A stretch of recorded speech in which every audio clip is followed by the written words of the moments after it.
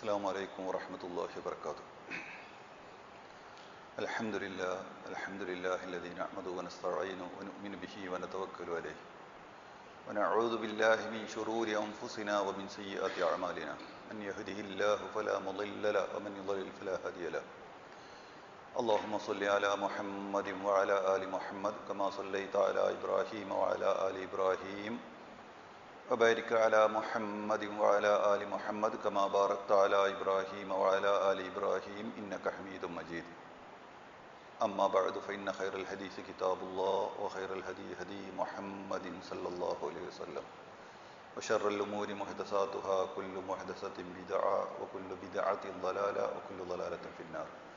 يا أيها الناس اتقوا الله عباد الله. ബഹുമാന്യരായ സഹോദരന്മാരെ, അള്ളാഹുവിൻ്റെ കൽപ്പനകൾ സൂക്ഷിക്കണം എന്ന് ആദ്യമായി ഓർമ്മപ്പെടുത്തുകയാണ്.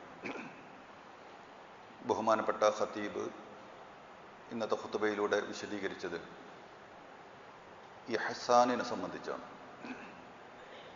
നന്മ ചെയ്യുക, സുഹൃതം ചെയ്യുക,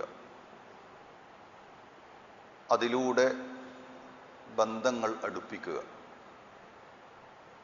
നമുക്കറിയാം, ഒരു വിശ്വാസിയുടെ ജീവിതത്തിൽ ആദ്യമായി ഉണ്ടാവേണ്ടത് അയാളിൽ ഒരു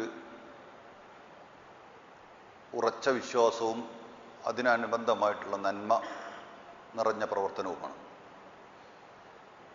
സ്വന്തം ജീവിതത്തിൽ ആദ്യം നന്മ ചെയ്യുകയും തുടർന്ന് ചുറ്റുഭാഗത്തുള്ളവർക്ക് അയാളുടെ ജീവിതത്തിൽ നിന്ന് ഒരുപാട് ഖൈർ ലഭിക്കുകയും ചെയ്യേണ്ട ഒരവസ്ഥയുണ്ടാവേണ്ടതാണ്. അത് ഏറ്റവും അടുത്ത ആളുകളിൽ നിന്ന് തുടങ്ങണം എന്നതാണ് ഇസ്ലാമിൻ്റെ നിർദ്ദേശം. ബഹുമാനപ്പെട്ട ഖത്തീബ് സൂചിപ്പിക്കുകയുണ്ടായി, അള്ളാഹുവിനെ ആരാധിക്കണം എന്ന് പറഞ്ഞതിന് ശേഷം പിന്നെ ഖുർആൻ പറയുന്നത് മാതാപിതാക്കൾക്ക് പുണ്യം ചെയ്യാനാണ്, പിന്നെ അടുത്ത കുടുംബക്കാർക്ക്, പിന്നെ അതിനോടടുത്ത കുടുംബക്കാർ, ചുറ്റുഭാഗത്തുള്ള അയൽവാസികളിൽ തന്നെ രണ്ട് ടൈപ്പ് കുടുംബ ബന്ധമുള്ള വജാരിദിൽ ഖുർബ വജാരിൽ ജുനൂബ്, കുടുംബബന്ധമുള്ള അയൽവാസികൾ, കുടുംബ ബന്ധമില്ലാത്ത അയൽവാസികൾ. രണ്ട് തരം അയൽവാസികൾ ഉണ്ടാകുമ്പോൾ കുടുംബബന്ധമുള്ളവരെയാണ് പ്രിഫർ ചെയ്യേണ്ടത്, മുൻതൂക്കം കൊടുക്കേണ്ടത്. ഒരു വിശ്വാസിയുടെ ജീവിതത്തിൽ പൂർണ്ണമായി അയാൾ നന്മ ആളുകളിലേക്ക് ചൊരിയുക എന്നുള്ളതാണ്. അതുകൊണ്ട് അതിൻ്റെ അനുഭവം ലഭിക്കുന്ന ആളുകൾ, അത് ഏറ്റവും ആദ്യം വേണ്ടത് ഏറ്റവും അടുത്ത ആളുകളാണ്, കുടുംബക്കാരാണ്. അതിൽ ഏറ്റവും പ്രധാനം മാതാപിതാക്കളാണ്. ബഹുമാനപ്പെട്ട ഖത്തീബ് സൂചിപ്പിക്കേണ്ടായി, മാതാപിതാക്കൾക്ക് നന്മ ചെയ്യാതെ പുറത്തു പോയിട്ട് കുറേ പുണ്യം ചെയ്തുകൊണ്ട് പ്രത്യേകിച്ച് കാര്യമില്ല. സ്വന്തം മാതാപിതാക്കളെ കൃത്യമായി സംരക്ഷിക്കാതെ അവർക്ക് നൽകേണ്ടതൊക്കെ നൽകുക. അത് ചിലപ്പോൾ സാമ്പത്തികമായിരിക്കും, സാമ്പത്തികം നൽകേണ്ട സാമ്പത്തികം കൊടുക്കുക. നമ്മുടെ സാന്നിധ്യം ആവശ്യമായി വരുന്ന സമയമുണ്ടാവും. സാന്നിധ്യം നമ്മളവിടെ ഉണ്ടായാൽ മതിയോ? സാന്നിധ്യം ആവശ്യമാകുമ്പോൾ സാന്നിധ്യം നൽകാൻ തയ്യാറാവണം. എന്താണ് അവർക്ക് ആവശ്യം, മാതാപിതാക്കൾക്ക് ആവശ്യമെങ്കിൽ അത് നൽകുക. അത് ബാധ്യതയാണ്, ഹക്കാണ്. ഖുർആൻ പറയുന്നത് അങ്ങനെയാണ്. അതുപോലെ തന്നെ കുടുംബ ബന്ധങ്ങൾ ചേർക്കുക. നമുക്കറിയാം, കുടുംബത്തിൽ പാവപ്പെട്ടവരും കഷ്ടപ്പെട്ടവരും ഉണ്ടാകുമ്പോൾ അവരെ സംരക്ഷിക്കാതെ സഹായിക്കാതെ പുറത്തേക്ക് കുറേ ഡൊണേഷൻ കൊടുത്തിട്ട് കാര്യമില്ല. അങ്ങനെ കാണാം സമൂഹത്തിൽ. ചിലപ്പോൾ അവരുടെയൊക്കെ ലക്ഷ്യം പേര് കിട്ടലോ മറ്റോ എന്തെങ്കിലുമൊക്കെ ആയിരിക്കും. എന്തായിരുന്നാലും ശരി, കുടുംബത്തിൽ കഷ്ടപ്പെട്ട ആളുകൾ ഉണ്ടാവുമ്പോൾ, പ്രയാസം അനുഭവിക്കുന്ന ആളുകൾ ഉണ്ടാവുമ്പോൾ അവരെ പരിഗണിക്കാതെ, അവരെ സംരക്ഷിക്കാതെ പുറമേക്ക് കുറേ സദക്ക ചെയ്തതുകൊണ്ടോ കുറേ പുണ്യകർമ്മങ്ങൾ നിർവഹിച്ചതുകൊണ്ടോ പ്രത്യേകിച്ച് കാര്യമില്ല എന്നതാണ് ഇസ്ലാമിൻ്റെ നിയമനിർദ്ദേശത്തിൽ നമുക്ക് മനസ്സിലാക്കാൻ സാധിക്കുന്നത്. മാത്രമല്ല, ബന്ധം ചേർക്കുന്നതിനെ പറ്റി പറഞ്ഞിടത്തും റസൂലുള്ളാഹി സ്വല്ലല്ലാഹു അലൈഹി വസല്ലം പറഞ്ഞു, മുക്കാഫി അല്ല. ബഹുമാനപ്പെട്ട ഖത്തീബ ഹദീസ് ഓതി, മുക്കാഫി അല്ല യഥാർത്ഥത്തിൽ കുടുംബബന്ധം ചേർക്കുന്നവനാണ്. ഒരു സഹാബി റസൂലുള്ളാഹിനോട് ഒന്ന് ചോദിക്കുന്നുണ്ട്, പ്രവാചകരെ, എൻ്റെ കുടുംബത്തിൽ ചില ആൾക്കാർ ഞാൻ അങ്ങോട്ട് ബന്ധം ചേർക്കുമ്പോൾ അവരിങ്ങോട്ട് തിരിഞ്ഞു നിൽക്കുന്നു, ബന്ധം ചേർക്കാൻ തയ്യാറില്ല. റസൂലുള്ളാഹി അദ്ദേഹത്തോട് പറഞ്ഞത്, നീ അത് തുടരണം. എന്നിട്ട് റസൂലുള്ളാഹി പറഞ്ഞു, യഥാർത്ഥത്തിൽ കുടുംബബന്ധം ചേർക്കുക എന്ന് പറഞ്ഞാൽ ഇങ്ങോട്ട് ബന്ധം ചേർക്കുമ്പോൾ അങ്ങോട്ട് ബന്ധം ചേർക്കുക എന്നുള്ളത് കുടുംബ ബന്ധത്തിൻ്റെ ഒരു ഭാഗം തന്നെയാണെങ്കിലും യഥാർത്ഥ ഫലം ലഭിക്കണമെങ്കിൽ മുറിഞ്ഞു കിടക്കുന്നത് വിളക്കി ചേർക്കണം എന്ന് പറഞ്ഞു നബി. അതാണ് ശരിക്കുള്ള ബന്ധം ചേർക്കൽ, കുടുംബ ബന്ധം ചേർക്കൽ. നമുക്കറിയാം, മറ്റതിന് കൂടുതൽ ഈമാനിൻ്റെ ആവശ്യമില്ല. ഏത് ഇങ്ങോട്ട് കല്യാണത്തിന് വിളിക്കുമ്പോൾ അങ്ങോട്ട് കല്യാണത്തിന് വിളിക്കുക, ഇങ്ങോട്ട് സൽക്കാരത്തിന് വിളിക്കുമ്പോൾ അങ്ങോട്ട് സൽക്കാരത്തിന് വിളിക്കുക, ഇങ്ങോട്ട് വീട് സന്ദർശിക്കുമ്പോൾ അങ്ങോട്ട് വീട് സന്ദർശിക്കുക. ഇതിന് പ്രത്യേക കൂടുതൽ ഈമാനിൻ്റെ ഒരു ആവശ്യമില്ല. സാധാരണ നോർമലായിട്ട് മുസ്ലിങ്ങൾ മാത്രമല്ല എല്ലാവരും ചെയ്യുന്ന സംഗതിയാണ്. അത് പുണ്യകരമാണ്, പ്രതിഫലമുള്ളതാണ്, ഒക്കെ ശരിയാണ്. പക്ഷേ യഥാർത്ഥത്തിൽ കുടുംബബന്ധം ചേർക്കുക എന്ന് പറഞ്ഞാൽ പൊട്ടിക്കിടക്കുന്ന സംഗതി. ഇങ്ങോട്ട് വളരെ മോശമായിട്ട് പെരുമാറുന്നുണ്ടെങ്കിൽ അങ്ങോട്ട് പോയി ബന്ധം ചേർക്കാൻ കഴിയുന്ന ഒരവസ്ഥയിലേക്ക് നമ്മൾ ഉയരണം എന്നാണ് റസൂലുള്ളാഹി സ്വല്ലല്ലാഹു അലൈഹി വസല്ലം പറഞ്ഞത്. അതാണ് ആ സഹാബിയോട് പ്രവാചകൻ ഉപദേശിച്ചത്. ഇങ്ങോട്ട് തിരിഞ്ഞു നിൽക്കുന്ന സ്വഭാവമുള്ള ആളുകൾ, മുഖം തിരിക്കുന്ന സ്വഭാവക്കാർ, ബന്ധം ചേർക്കാൻ ഇഷ്ടപ്പെടാതെ നിൽക്കുന്ന ആളുകൾ, അല്ലെങ്കിൽ മുറിച്ച ആളുകൾ, അങ്ങനത്തെ ആളുകളോട് അങ്ങോട്ട് കയറി ചെന്ന് അവരെ വീട്ടിലേക്ക് കയറി ചെന്ന് സലാം പറഞ്ഞ് അവരോട് കുശലാന്വേഷണങ്ങൾ നടത്താനും അവരെ കാര്യങ്ങൾ ഇടപെടാനും നമുക്ക് അതിനു മാത്രമുള്ള വിശാല മനസ്ഥിതി നമുക്കുണ്ടോ എന്നതാണ് നമ്മുടെ മുന്നിലുള്ളൊരു ചോദ്യം. അതാണ് യഥാർത്ഥത്തിൽ നന്മ ചെയ്യുക എന്നാണ് ഇഹ്സാൻ എന്ന് പറഞ്ഞാൽ. അതാണ്. അതുകൊണ്ടാണ് റസൂലുള്ളാഹി സ്വല്ലല്ലാഹു അലൈഹി വസല്ലം ഉദ്ധരിച്ച ഒരു ഹദീസ് കാണാം. കുടുംബബന്ധം അള്ളാഹുവിൻ്റെ അടുത്ത് ചെന്നിട്ട് പറയാണ്, കുടുംബബന്ധം അള്ളാഹിൻ്റെ അടുത്തോട്ട് ചെന്നിട്ട് പറയണം, അള്ളാഹുവേ എന്നെ ചേർക്കുന്നവനെ നീയുമായി ബന്ധം ചേർക്കണം, എന്നെ മുറിക്കുന്നവരെ നീയുമായി ഉള്ള ബന്ധം മുറിക്കണം എന്ന് കുടുംബബന്ധം പോയിട്ട് അള്ളാഹിനോട് പറയണം. കുടുംബബന്ധം ചേർക്കുന്നവരുമായി അള്ളാഹുവിന് ബന്ധം ഉണ്ടാവാൻ, കുടുംബബന്ധം മുറിക്കുന്നവരുമായി അള്ളാഹുവിൻ്റെ ബന്ധം മുറിക്കാൻ. അതുകൊണ്ടാണ് പ്രവാചകൻ ഒരിക്കൽ പറഞ്ഞത്, ലാ യദ്ഖുലുൽ ജന്ന ഖാത്തിഉർ റഹിം, കുടുംബബന്ധം മുറിക്കുന്നവൻ സ്വർഗത്ത് പ്രവേശിക്കുകയില്ല എന്ന് റസൂലുള്ളാഹി സ്വല്ലല്ലാഹു അലൈഹി വസല്ലം പറയാനുള്ള കാരണമാണ്. കുടുംബബന്ധം മുറിക്കുന്ന ഒരുത്തൻ സ്വർഗത്ത് പ്രവേശിക്കൂല എന്ന് റസൂലുള്ള പറയാനുള്ള കാരണം അതാണ്. പ്രിയപ്പെട്ടവരെ, നമുക്കറിയാം പലപ്പോഴും സമൂഹത്തിലുള്ള വിഷയം പൊങ്ങച്ചത്തിൻ്റെയും ദുരഭിമാനത്തിൻ്റെയും പേരിലാണ് ബന്ധങ്ങൾ പൊട്ടിപ്പോണത്. പൊങ്ങച്ചം, ദുരഭിമാനം. ഒരാൾ നമ്മളോട് കല്യാണം പറഞ്ഞില്ല. നമുക്കറിയാം നാട്ടിലുണ്ടാകുന്ന ഏറ്റവും വലിയ പ്രശ്നങ്ങൾ ഒന്നാണ്, ഒരു കല്യാണത്തോടു കൂടി കുറേ ബന്ധങ്ങൾ വഷളായിട്ടുണ്ടാവും. ഒരു കല്യാണം നടത്തുന്നത് എന്തിനാ? ബന്ധങ്ങളെ അടുപ്പിക്കാൻ. പക്ഷെ ഒരു കല്യാണം നടത്തിയതിൻ്റെ അനന്തരഫലം ഉണ്ടാകുന്നത് എന്താ പറയുക? നാട്ടിൽ കുറെ കാരണന്മാരെതിരായി, കുറെ യുവാക്കന്മാരെതിരായി, കുറെ മറ്റെതിരായി, കുറെ മറിച്ചെതിരായി. എന്താ കാരണം? നിശ്ചയം പറഞ്ഞില്ല, കാണാൻ വരുന്നത് പറഞ്ഞില്ല, കാണാൻ വരുന്നതിൻ്റെ ഡേറ്റ് ഇടുന്നത് പറഞ്ഞില്ല, എന്നെ പരിഗണിച്ചില്ല, മറ്റവനെ പരിഗണിച്ചില്ല. ഇങ്ങനെ കുറേ വിഷയങ്ങൾ ഒക്കെ ദുരഭിമാനമായിട്ട് ബന്ധപ്പെട്ട. എന്താ ഒരു വിഷയം ഒരാളോട് പറഞ്ഞ് വിട്ടുപോയി എന്നുള്ളതുകൊണ്ട് ഒരു പോസിറ്റീവായിട്ട് കാണേണ്ട ആളുകളെ. റസൂലുള്ളാഹി സ്വല്ലല്ലാഹു അലൈഹി വസല്ലം അങ്ങനെ പറയും, എന്തുകൊണ്ട് നിങ്ങൾ നല്ലത് വിചാരിച്ചില്ല? ആ ഒരു വല്ലാത്തൊരു ചോദ്യമുണ്ട്. ആയിഷ ബീവിയുടെ ഹദീസുൽ ഇഫ്കുമായി ബന്ധപ്പെട്ട ചോദ്യമാണ്. ആയിഷ റളിയല്ലാഹു അൻഹയുടെ പേരിൽ നടത്തിയ ഒരു സംഭവമാണ് ഹദീസുൽ ഇഫ്ക്. നമുക്കറിയാം, വ്യഭിചാര ആരോപണ കഥ ചരിത്രത്തിൽ ഏറ്റവും വലിയൊരു സംഭവമാണ്. വ്യഭിചാരാരോപണ കഥയുമായി ബന്ധപ്പെട്ട വിഷയത്തിൽ ആയിഷ റളിയല്ലാഹു അൻഹയുടെ നിരപരാധിത്വം തെളിയിച്ചുകൊണ്ട് സൂറത്തു നൂറിൽ 10ഓളം ആയത്തുകൾ അവതരിക്കുകയുണ്ടായി. ആയിഷ റളിയല്ലാഹു അൻഹ നിരപരാധിയാണെന്ന് പറഞ്ഞിട്ടാണ്. പ്രവാചകന് പോലും ആ സമയത്ത് മനസ്സിലായില്ല ആയിഷ ബീവി നിരപരാധിയാണോ എന്ന്. കാരണം പ്രവാചകന്മാർക്ക് വൈബ് അറിയില്ലല്ലോ, മറഞ്ഞ കാര്യങ്ങൾ അറിയില്ല. അതുകൊണ്ട് തന്നെ എന്താണ് അതിന്റെ നിജസ്ഥിതി എന്ന് പ്രവാചകന് പോലും വ്യക്തമില്ല. ലാസ്റ്റ് ആ ചരിത്ര സംഭവത്തിൽ നമ്മൾ വളരെ ക്ലിയർ ആയിട്ട് മനസ്സിലാകുന്ന രംഗമുണ്ട്. ആയിഷ റളിയല്ലാഹു അൻഹയുടെ അടുത്ത് റസൂലുള്ളാഹി സ്വല്ലല്ലാഹു അലൈഹി വസല്ലമ ചെന്നിട്ട് ഒരിക്കൽ പറയുന്നുണ്ട് പ്രവാചകൻ, ആയിഷ, നിന്റെ അടുത്ത് വല്ല തെറ്റും പറ്റിപ്പോയിട്ടുണ്ടെങ്കിൽ അള്ളാഹുവിനോട് തൗബ ചെയ്തേക്ക്. അതല്ല, നീ നിരപരാധിയാണെങ്കിൽ അള്ളാഹു നിന്റെ നിരപരാധിത്വം തെളിയിക്കും എന്ന് അള്ളാഹിന്റെ റസൂൽ സ്വന്തം ഭാര്യനോട് പോയി പറഞ്ഞ രംഗുണ്ടെങ്കിൽ എന്താണ് അതിന്റെ അർത്ഥം? കൃത്യത നബിക്കും കിട്ടിയില്ല എന്നല്ല അതിന്റെ അർത്ഥം. പ്രവാചകനും കൃത്യമായിട്ട് സംഗതി എന്താണെന്ന് മനസ്സിലായില്ല എന്നല്ല. കാരണം ആളുകളൊന്നായിട്ട് പറഞ്ഞു നടക്കുമ്പോൾ ഒരു സ്വാഭാവികമായിട്ട് മനുഷ്യ സഹജമായി ഉണ്ടാകുന്ന ചില വിഷയങ്ങളുണ്ട്. അതാണ് പ്രവാചകന്മാർക്ക് പോലും മറിഞ്ഞു കിടക്കുന്ന കാര്യങ്ങൾ അറിയില്ല എന്ന് ചരിത്രത്തിൽ നമുക്ക് മനസ്സിലാക്കാൻ സാധിക്കും. വിശുദ്ധ ഖുർആൻ അത് കൃത്യമായിട്ട് പറയുന്നുണ്ട്. ഒരാൾക്കും അള്ളാഹു മറിഞ്ഞ കാര്യങ്ങൾ അറിയിച്ചു. ആ അള്ളാഹുവിന്റെ മാത്രം അറിവിൽപ്പെട്ട സംഗതിയാണ് വൈബ്, മറിഞ്ഞ കാര്യങ്ങൾ അറിയില്ല എന്നുള്ളത്. അപ്പൊ അവിടെ ഒരു ചോദ്യം ഖുർആൻ ചോദിക്കുന്നത്, എന്തുകൊണ്ട് നിങ്ങൾ അവരെ പറ്റി നല്ലത് വിചാരിച്ചില്ല എന്നാണ്. ഈ ചോദ്യം നമ്മളൊക്കെ ഉള്ള ഒരു ചോദ്യമാണ്. ഒരാൾ കല്യാണം പറയാൻ വിട്ടുപോയാൽ, ഒരാൾ സൽക്കാരം പറയാൻ വിട്ടുപോയാൽ എന്തുകൊണ്ടൊരു നല്ലത് വിചാരിച്ചു? അയാൾ മറന്നുപോയതായിരിക്കും, അല്ലെ അയാൾക്ക് സമയം കിട്ടാത്തത് കൊണ്ടായിരിക്കും. അങ്ങനെ ഒരു പോസിറ്റീവ് ചിന്ത ഉണ്ടായാൽ എന്താ വിഷയം? അതുണ്ടാവില്ല. ഇബ്ലീസ് അതിന് സമ്മതിക്കൂല. ഇബ്ലീസ് പറയാം, നമുക്ക് ഇങ്ങനെ കുറച്ച് ഇങ്ങനെ മരുന്നിട്ടൊരു കുറച്ച് അത് മുമ്പേ ഉണ്ട് അയാൾക്ക് നമ്മളോട് ഒരു അകൽച്ച, അപ്പൊ അതുകൊണ്ടാണ് അയാൾ അത് പറയാവുന്നത്. അല്ലെങ്കിൽ അയാളെ ഭാര്യ നേരത്തെ പ്രസന്റാക്കിയ ആളാണ്, അപ്പൊ അതുകൊണ്ടായിരിക്കും അയാളെ ഭാര്യയുടെ മന്ത്രമായിരിക്കും അതിന്റെ കാരണം. ഇങ്ങനെ ഓരോന്ന് ഇബ്ലീസ്, പിശാച് ഓരോ പോയിന്റുകൾ നമ്മളെ മനസ്സിലേക്ക് ഇങ്ങനെ ഇട്ടു തരുമ്പോൾ അത് നമ്മൾ ശരിയാണെന്ന് ധരിക്കണം. ഖുർആൻ പറഞ്ഞില്ലേ, പല ഊഹങ്ങളും കുറ്റകരമാണ് എന്നാ ഖുർആൻ പറഞ്ഞത്. പല ഊഹങ്ങളും കുറ്റകരമാണ്.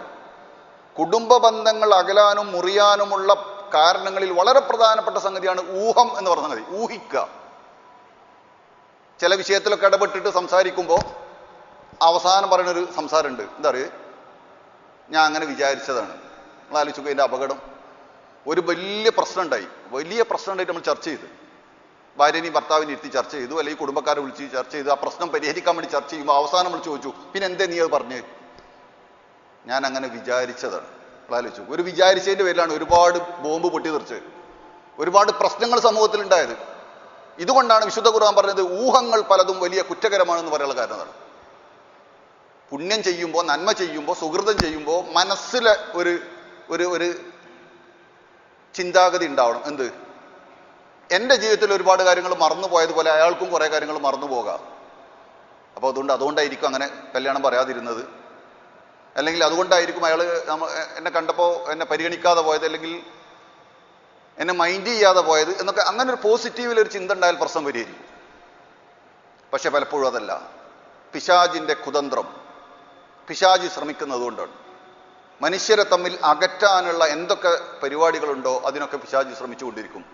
പ്രിയമുള്ളവരെ, പരമാവധി നന്മ ചെയ്യാനുള്ള ചിന്താഗതി, മനസ്ഥിതി നമുക്കുണ്ടാകുക. നന്മ ചെയ്യുക, പുണ്യം ചെയ്യുക. അത് ചിലപ്പോൾ സംസാരത്തിലൂടെ ആയിരിക്കും ചെയ്യേണ്ടി വരിക. കുറേ പൈസ ഒന്നും ചിലവാക്കേണ്ടി വരില്ല, ക്യാഷ് ചിലവാക്കേണ്ട ആവശ്യമില്ല. നമുക്ക് സംസാരത്തിലൂടെ നല്ല കാര്യങ്ങൾ ചെയ്തു കൊടുക്കുക, പറഞ്ഞു കൊടുക്കുക. അപ്പോൾ ആളുകളിൽ നമുക്ക് ചെയ്യാൻ പറ്റുന്ന സംഗതികൾ, ഒരു ജോലി അന്വേഷിച്ച് നടക്കുന്ന ആളോട് ചിലപ്പോൾ എന്ത് പറയാൻ, നീ അവിടെ പോയിട്ട് ഒന്ന് അപ്ലൈ ചെയ്തോ എന്ന് പറഞ്ഞാൽ മതി. അതൊരു ഇഹ്സാനാണ്. വഴി അറിയാത്ത ഒരാളോട് വഴി പറഞ്ഞിട്ട് അയാൾക്ക് വളരെ സൗകര്യം കിട്ടും. ഒരാൾ വഴി ചോദിച്ചാൽ പറയാതിരിക്കലും പറയലും തമ്മിൽ വളരെ വ്യത്യാസമുണ്ട്. ചില സമയത്ത് അയാളുടെ ഒരു സംസാരം കൊണ്ട് ഇയാൾക്ക് ഒരുപാട് ടൈം ലാഭിക്കാൻ കഴിയും. ഇങ്ങനെ മനുഷ്യരിലേക്ക് ഇഹ്സാൻ ചെയ്യാനുള്ള ഒരു താല്പര്യം നമ്മളിൽ ഉണ്ടാവണം. അത് സ്വന്തം കുടുംബങ്ങളിൽ നിന്ന് തുടങ്ങുക. ഇതിൽ ഓരോന്നും ഓരോ വലിയ വിഷയമാണ്. ഇപ്പൊ മാതാപിതാക്കൾക്ക് പുണ്യം ചെയ്യുന്ന വിഷയമൊക്കെ പറഞ്ഞാൽ പരന്നു കിടക്കുന്ന ഒരു വിഷയമാണ്. അള്ളാഹുവിന്റെ റസൂല് എത്രമാത്രമാണ് മാതാപിതാക്കളോടുള്ള ബാധ്യത പറഞ്ഞത്, അത് കണക്കും കഴിയില്ല അതിന് വിശദീകരിച്ചാൽ. അത്രമാത്രം വലിയ സംഗതിയാണ് മാതാപിതാക്കളോടുള്ള ഇഹ്സാൻ. ചേന്ന് പറയാൻ പാടില്ല എന്ന് പറഞ്ഞതിന് ശേഷം ഖുർആൻ പറഞ്ഞ ഒരുപാട് വലിയ സംഗതി. അതിൽ വലിയൊരു ആശയമുള്ള ഒരു സംഗതി ഉണ്ട്. നിന്റെ ചിറകുകൾ അവരുടെ മുമ്പിൽ താഴ്ത്തി വെച്ചു കൊടുക്കണം എന്നാണ് ഖുർആൻ ഉപയോഗിച്ച ശൈലി. എന്താണത്? സ്നേഹത്തിന്റെ, ലാളനയുടെ. നമ്മളുണ്ടാകുമ്പോൾ മാതാപിതാക്കൾക്ക് സുരക്ഷിത ബോധം ഉണ്ടാവണം. പലപ്പോഴും ഉണ്ടാകുന്ന ഒരു വിഷയം എന്താ പറയുക, കുടുംബത്തിൽ തറവാട്ടിലാവും ആദ്യം കുറേ എല്ലാവരും കൂടെ താമസിച്ചിട്ടുണ്ടാവുക. പിന്നെ വീട് മാറിപ്പോകുന്നു. ചിലപ്പോൾ നമ്മൾ മൂത്ത മകനായിരിക്കും, അല്ലെങ്കിൽ രണ്ടാമത്തെ മകനായിരിക്കും, നമ്മൾ വീട് മാറിപ്പോകുന്നു. വീട് മാറിപ്പോന്നു കഴിഞ്ഞാൽ ഈ വീട് ശ്രദ്ധിക്കുക എന്നതാണ് പലപ്പോഴും പല ആളുകളുടെയും പ്രധാന അജണ്ട. മറ്റത് തറവാട് മറന്നുണ്ടാവും. അവിടെ അനിയന്മാരുണ്ടാവും, പെങ്ങന്മാരുണ്ടാവും, വയസ്സായ മാതാപിതാക്കളുണ്ടാവും. അവരുടെ സുഖം, അവരുടെ സൗകര്യം ഒന്നും വലിയ പ്രശ്നമൊന്നും ആവില്ല. ഇവിടെ ഫാൻ ഉണ്ടോ, ഇവിടെ എ സി ഉണ്ടോ, ഇവിടെ സൗകര്യങ്ങളുണ്ടോ, ഭാര്യയ്ക്കും മക്കൾക്കും എന്താണ് വിഷയം, അത് ഇങ്ങനെ ശ്രദ്ധിക്കുക എന്നുള്ളതാണ്. ശ്രദ്ധിക്കേണ്ട സംഗതി തന്നെയാണ്. പക്ഷെ അതിനേക്കാളും അപ്പുറത്തൊരു സംഗതി ഉണ്ട്.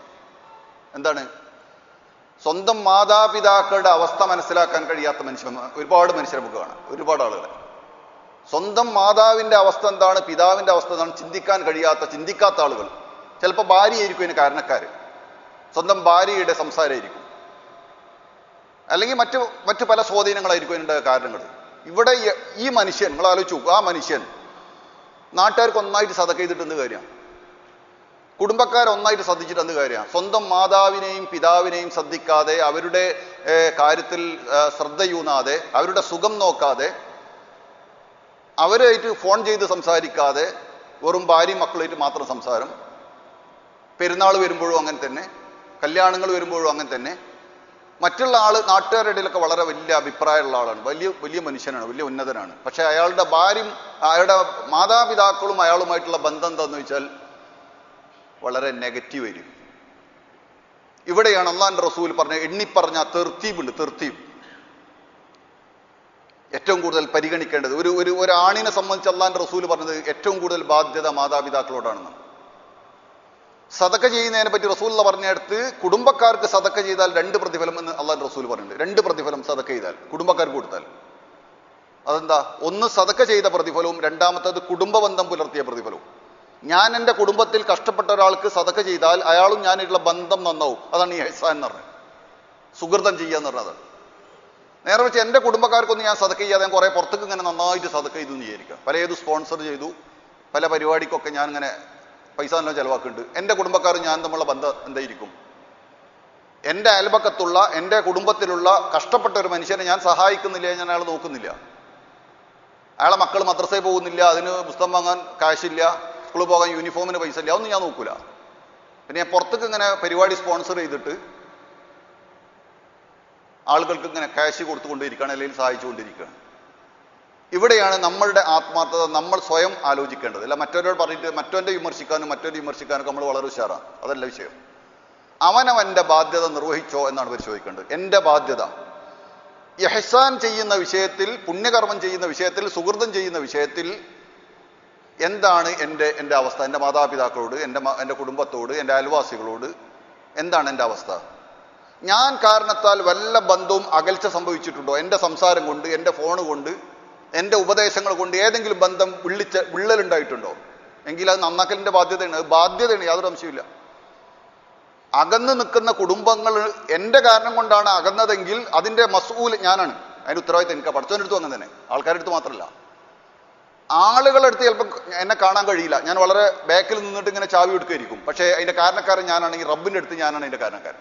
ചിലപ്പോൾ ആൾക്കാരുടെ മുമ്പിൽ ഞാൻ വളരെ നല്ലവനായിരിക്കാം, പക്ഷെ എൻ്റെ ഓരോ നിർദ്ദേശങ്ങളും ആയിരിക്കും ആ ബന്ധം പൊട്ടാനുള്ള കാരണം. അപ്പൊ ആ ബന്ധം പൊട്ടിക്കാനുള്ള കാരണക്കാരൻ ഞാനാണെങ്കിൽ അതാണ്. ഇതേ സംഭവത്തിൽ ഹദീസുൽ ഇഫ്കിൽ ആയിഷ ബീവിയുടെ സംഭവത്തിൽ അത് കാണാം. വല്ലദീ തവല്ല കിബ്റഹു വലഹു അദാബുൻ അലീം. അതിന്റെ നേതൃത്വം ഏറ്റെടുത്താക്ക് അതിൻ്റെതായ സെറ്റേണ്ടതാണ്. ഏത് പ്രശ്നത്തിലും നേതൃത്വം ഏറ്റെടുക്കുന്ന ആള് ചിലപ്പോൾ പുറത്തേക്ക് കണ്ടോളുന്നില്ല. നമുക്കറിയില്ലേ, നാട്ടിൽ നടക്കുന്ന വളരെ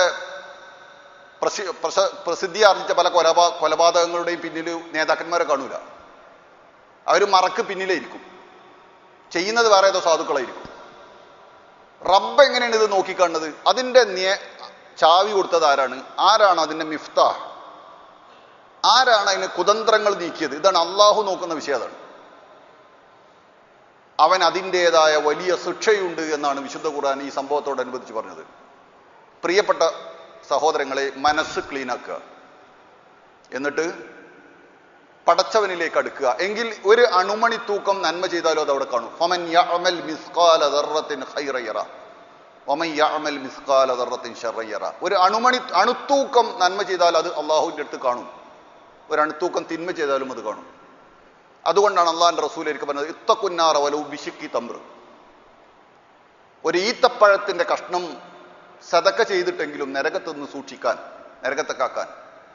കയ്യിലൊന്നും കൊടുക്കാനില്ല, എന്നാൽ ഒരു ഈത്തപ്പഴത്തിന്റെ കഷ്ണമാണ് സദക്ക ചെയ്യാനുള്ളതെങ്കിൽ, എന്നാൽ വളരെ നിസ്സാരമായ കാര്യമാണ് നമ്മുടെ അടുത്ത് കൊടുക്കാനുള്ളതെങ്കിൽ അത് കൊടുക്കുക. ഇനി അതിനും കഴിയാത്ത ആളുകളോ, അള്ളാഹിന്റെ റസൂൽ പറഞ്ഞത് നിന്റെ അടുത്ത് നിന്നുള്ള ഷെറ് നീ നിർത്തുക, അതൊരു സദക്കയാണെന്നാണ്.